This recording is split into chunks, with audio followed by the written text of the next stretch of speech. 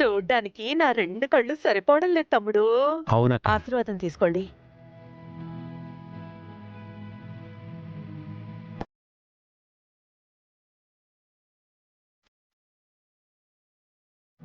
సుపుత్ర ప్రాప్తిరేస్తో.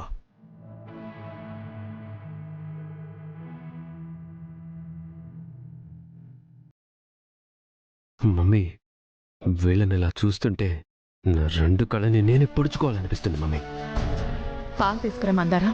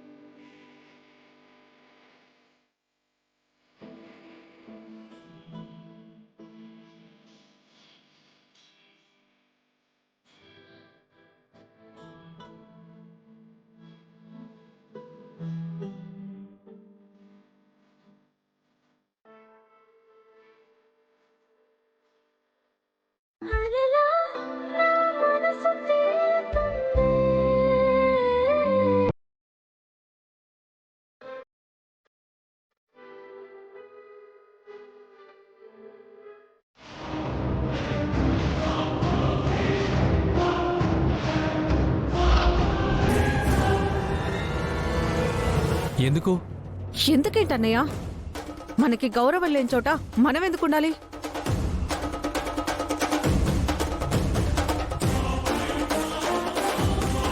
నా గౌరవానికి ఏమైంది శ్వేత ఇప్పుడు? నేనొచ్చి ఇంతసేపైనా కనీసం మంచినీళ్ళు కూడా ఇవ్వలేదంటేనే అర్థమవుతుంది నీకెంత విలువిస్తున్నారు. అయినా నీకంటూ ఇల్లుంది, అమ్మా నాన్నలున్నారు. అన్నిటికీ మించి నిన్ను నెత్తిన పెట్టుకుని ఊరేగే నీ చెల్లెలుంది. అవన్నీ వదిలేసి ఇక్కడుండడంలో అర్థమేంటన్నయ్యా? అదేంటమ్మా అలా అంటావు? మాకు మాత్రం ఎవరున్నారు? మా పిల్లలతో పాటు వాళ్ళని పెళ్లి చేసుకున్న వాళ్ళు కూడా ఇక్కడే ఉండాలి అనుకున్నా ఉంటున్నారు. ఇప్పుడేంటి, నీకు నీళ్లు కావాలంతే కదా? ఉండు, కాఫీ కూడా తీసుకొస్తాను. కవర్ చేసిన చాలాంటి. ఏంటి, మీ పిల్లలు పెళ్లి చేసుకున్న వాళ్ళు కూడా మీ ఇంట్లోనే ఉండాలని ఉంచుకున్నారా? లేదా మీ పరువు ఎక్కడ బజార్న పడుతుందో అని ఉంచుకున్నారా? శ్వేత,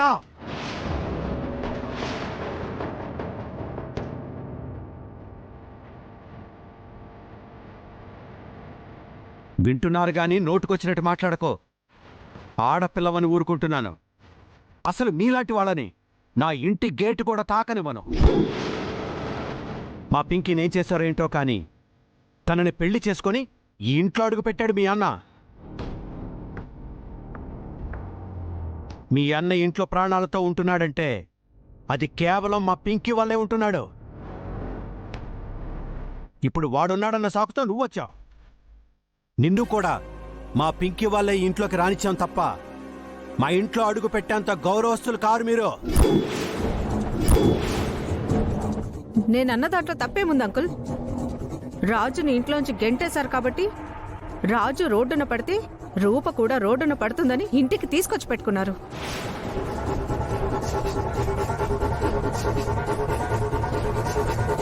కానీ మా అన్నయ్యకేం కర్మ పట్టలేదు. ఇల్లరిక మల్లుడిగా ఇక్కడ అడుక్కు తినడానికి. అంత కర్మ పట్టనప్పుడు మీ అన్నని తీసుకొని బయటికి పో. తమ్ముడు, నువ్వు సైలెంట్గా ఉండక. పింకీ మాకు బరువు కాదు, మా పరువు. ఆ పరువుని ఎలా కాపాడుకోవాలో నాకు బాగా తెలుసు. ఏంట్రా అన్నయ్య, విన్నావు కదా, ఇంకా ఇక్కడి నుంచి రాబుద్ది కావట్లేదా? వస్తాను శ్వేత.